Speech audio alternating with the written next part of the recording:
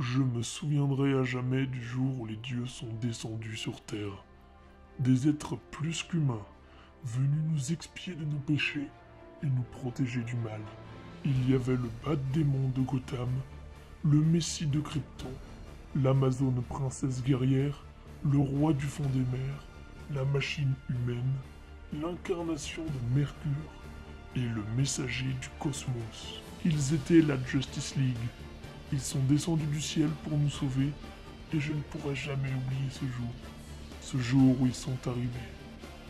Et ce jour, c'est... Pas aujourd'hui, parce qu'aujourd'hui on va parler de la Justice League du pauvre.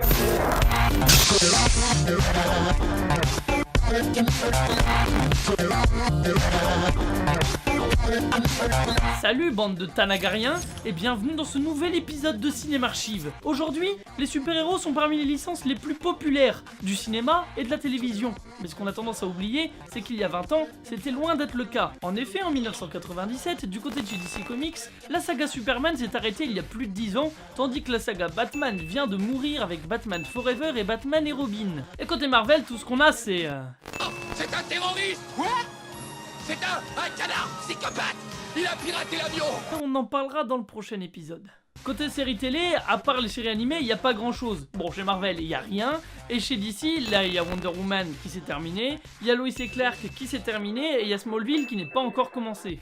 Autrement dit, il n'y a plus rien du tout. Donc il y a peut-être un créneau à prendre. C'est donc tout logiquement qu'un producteur se dit un jour: j'ai une idée.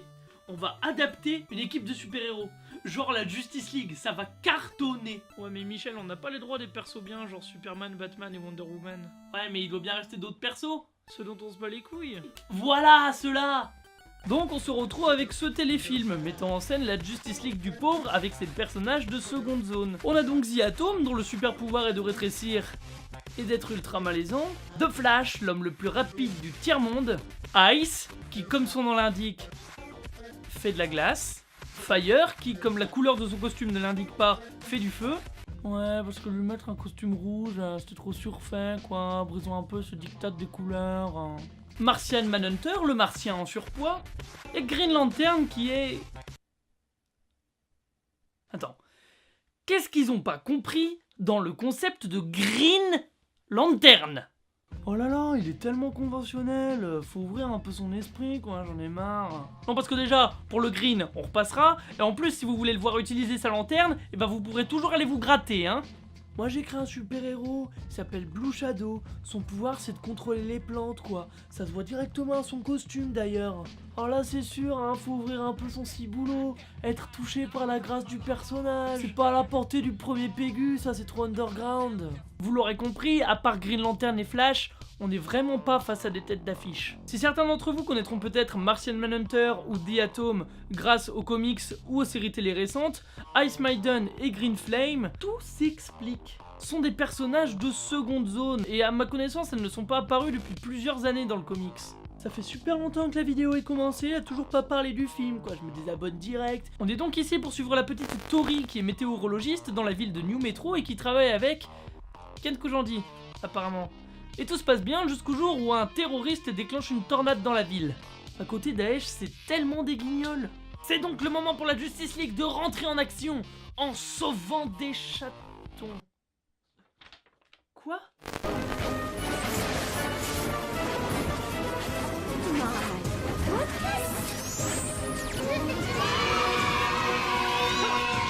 Non, en vrai j'exagère. Flash parvient à stopper la tornade en tournant très vite dans l'autre sens. Mais les autres servent à rien du tout. I'm really just a regular guy, I guess. You know, I like bowling, football, watching the tube. Ah oui, j'avais oublié de vous parler de ça. Ils se sont dit que ça serait une bonne idée de foutre en plein milieu du film des interviews filmées de nos héros. Vous voyez comme dans ces émissions de merde sur Énergie 12 où on voit les personnages débriefés sur une situation qu'on vient de voir. Et ben là c'est pareil mais version super-héros en civil. C'est-à-dire que moi en tant qu'invisible... j'ai un petit peu de mal à trouver ma place dans cette famille. Mais du coup, je suppose que ces interviews, dans l'univers du film, elles doivent être diffusées à la télé, non? Salut, moi on me connaît sous le nom de The Flash, mais en fait je m'appelle Barry Allen. J'habite 220 avenue de Valenciennes à Lille. Alors si vous êtes un super vilain, n'oubliez pas que ma plus grande faiblesse, c'est le froid. Et passez à la maison, on boira un maximum de bière. En plus, ce que je vous ai pas dit, c'est que les super-héros de cette Justice League sont tous des losers. Flash n'arrive pas à garder un job, Green Lantern est un gros lourd avec les meufs, Atom ne sait pas se faire respecter de ses élèves parce qu'il est prof, Martian Hunter, bah il reste dans sa base, c'est un martien, et puis Fire, elle est actrice mais elle est condamnée à jouer dans des pubs de merde. Sauf qu'elle se fait stalker à son travail par un de ses fans qui apparemment est français, et qui ne désire qu'une seule chose. Je veux te baiser, tu veux me baiser, nous voulons baiser, Donc elle, bah normal, elle veut pas parce que ça se commande pas ces choses-là, tu vois. Donc il lui offre des boucles d'oreilles, il la force un petit peu à accepter. Elle accepte toujours pas de sortir avec lui, mais elle décide de porter quand même les boucles d'oreilles. Sauf que Fire, elle est un petit peu nounouille et elle porte ses boucles d'oreilles au combat, ce qui fait que quand les caméras des journalistes arrivent, et ben elle a ses boucles d'oreilles et son harceleur la reconnaît. Il menace de révéler son identité au monde entier, donc là il y a toute une mise en scène avec Martian Manhunter qui peut se transformer en qui il veut, il se transforme en elle, comme ça apparaissent à deux en même temps pour prouver que l'une n'est pas l'autre, etc. Donc tout ça c'est très bien, sauf que on est dans un film de super-héros, l'enjeu principal ne devrait pas être le rencard du dit super-héros, et je me fiche de vos techniques de super-héros pour foutre des râteaux aux gros forceurs. Et en plus, depuis le début, le film nous dit qu'il y a des interviews de Fire qui passent à la télé avec son nom civil écrit en dessous. Donc cette intrigue est débile.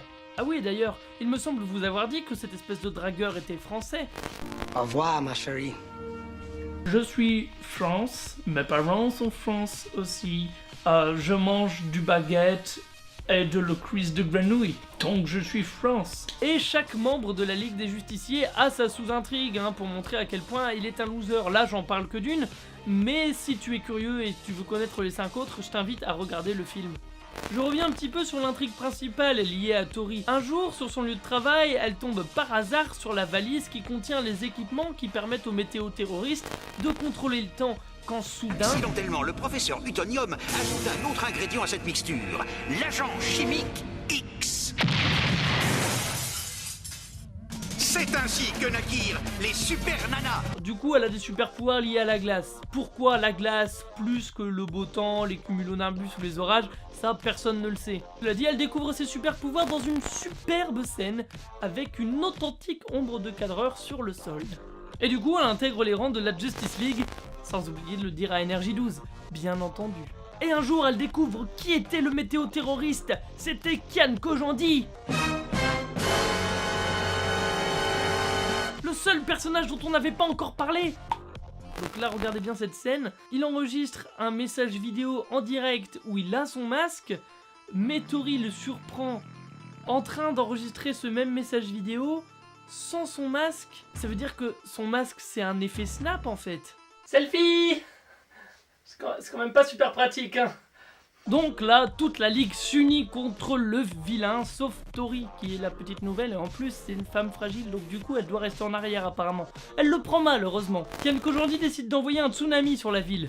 Green Lantern parle au stopper, mais il n'y arrive pas. Flash va prévenir les habitants que c'est la merde, et Fire et Atom sont là, mais ils servent à rien.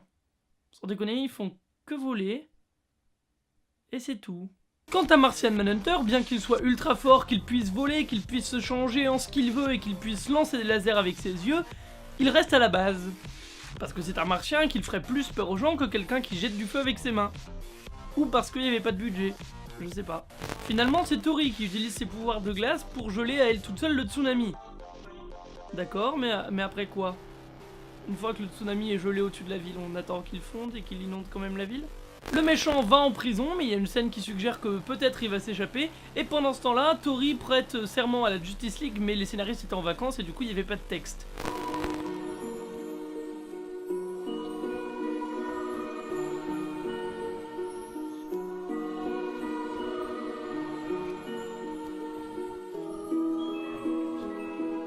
Mais en fait, c'est qu'elle fait semblant de parler pour faire genre c'est un effet de style, mais en vrai, elle n'avait pas de texte. Ça se voit très très fort, les gars. Les intrigues de chaque héros sont résolues en 2 dialogues. Flash décroche un CDI, Fire rencontre la petite amie de son harceleur, parce qu'il a déjà une nouvelle petite amie, et puis Green Lantern arrive enfin à pécho, et c'est la fin. Alors du coup, pourquoi je vous parle de ce film? À part pour surfer sur l'actu et faire un maximum de vues. Bah pour vous montrer les effets moches, déjà.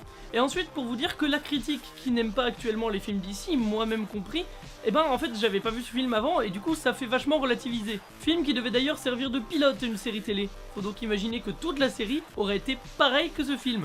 Le fait que la série n'ait jamais vu le jour est à mon sens la preuve formelle que Dieu existe. Il est aussi intéressant de noter que toute adaptation n'est pas bonne à prendre si on n'a ni budget, ni personnage, ni scénario, ni inspiration et que le seul but est de combler un créneau à la télévision. J'ai envie de dire, on s'abstient.